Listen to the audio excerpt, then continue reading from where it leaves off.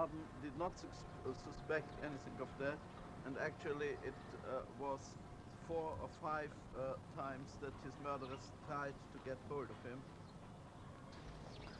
Well, you see, I think that it's quite easy for a German audience to feel strongly about ghastly things happening and the various attitudes, guilty attitudes, half guilty attitudes, and innocence which people take towards these things because they have had things like that happening in their own times, and all shades of behavior are still very much represented and resented amongst them.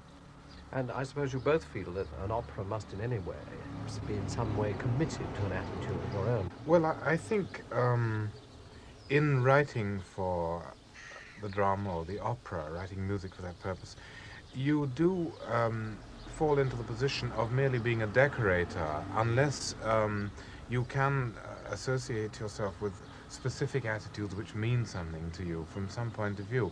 I don't mean this in any particular literal attitude, but I personally am unmoved by the idea of merely writing music for sort of general a story or a situation or something like that, that if you have a specific situation, a specific problem, like the murder and the various attitudes of the people to it, that one gets a greater inspiration if one can, I mean, it may just be a trick, but well, if one can associate it with something that one thinks matters to oneself, it somehow makes the invention of the music more actual.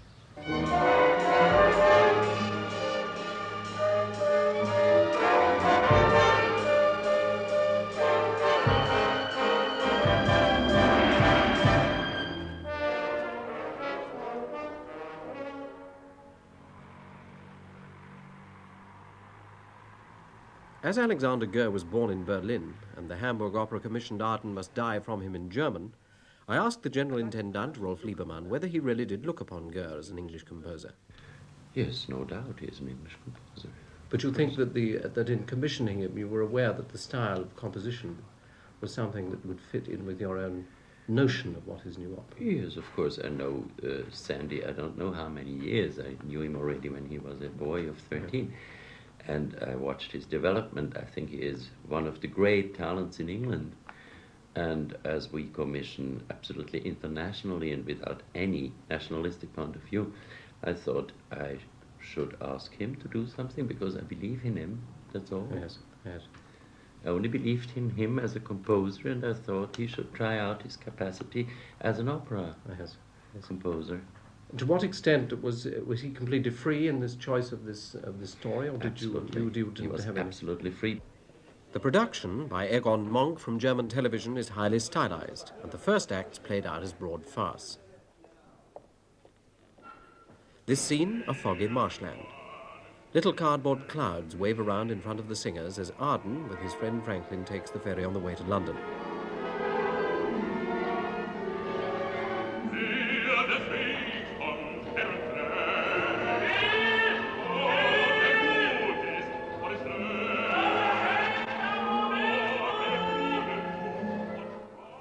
He's closely pursued by two comic ruffians hired by his wife Alice and her lover Mosby to murder him. In the fog, they lose him and one another.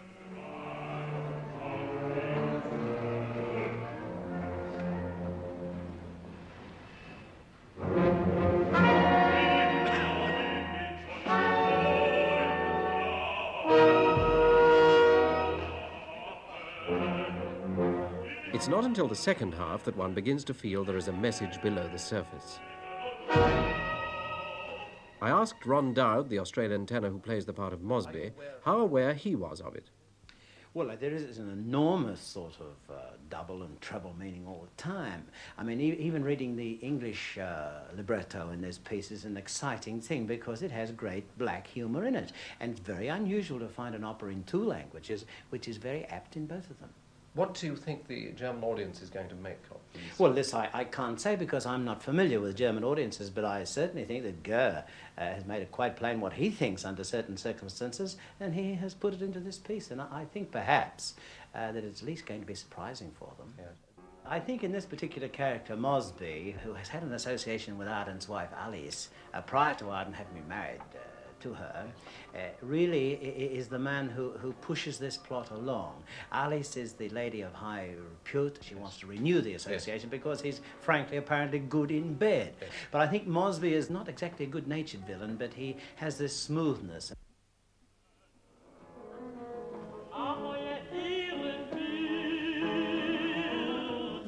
An important character in the opera is Mrs. Bradshaw, who is half involved, half onlooker. She was not in the original play, and Erich Fried must have invented her for a specific reason. Ursula Böse, born in Hamburg, had no doubt about the implications of her role. I hope they will get the meaning behind for the past and future and the present. Yes. And you think it's clear in the opera? Yes, of course. For my part, I could have done something because in the first moment they told me about the murder, and I thought that I dislike this, and I told them, and then they told me, if you don't shut up, we will murder you too. And I could have said, well, I will shut up, and then I could have run to the police, but I didn't. And I waited until they murdered him, and then I felt my bad feeling, and then I ran to the police after all things happened. Too late. Too late. At Arden's dinner table, Mrs. Bradshaw sits apart, knowing that Arden is flanked by those who are plotting his murder, Mosby and Alice. Giving nothing away, she joins in the toast. Arden, may your luck hold true. We pledge a better life for you. To that we raise our glasses too.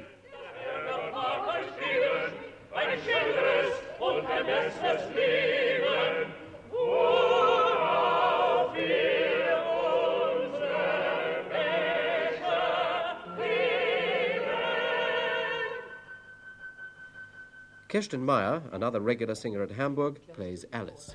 I guess it's sort of Brechtian style, you know, that you give your message directly to the audience, so to say, and that you act a part which is more stylized idea of a certain type of person living in a certain time, but also, which is quite, I mean, does also exist in our times, but was at its utmost at that time.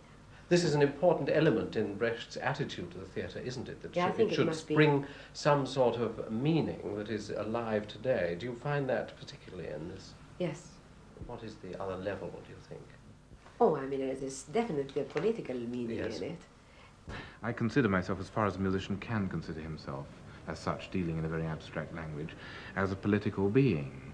And it would be natural in my choice of this play, and in the various considerations which led to this choice, to evaluate this from the point of view of now. I mean, I'm not interested in the restoration of Elizabethan comedy. I mean, this matters nothing to me.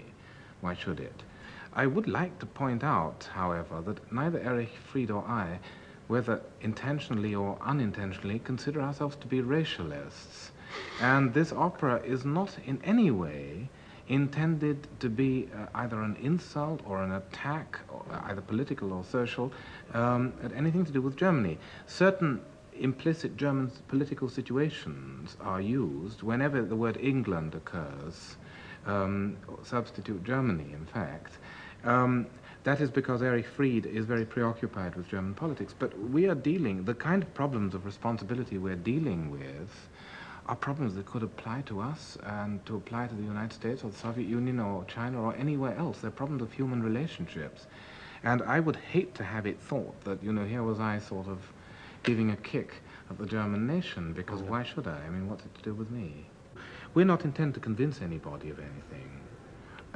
We want to show them something. We want to show them how we have considered or we have drawn certain characters reacting to certain situations. They can go and think out what it means for themselves. We're not their teachers. Except that you have, or Erich Fried has put in an epilogue which is very specific.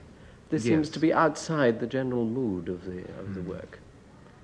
Yes, well, I find the epilogue a great problem. I haven't made up my mind about it.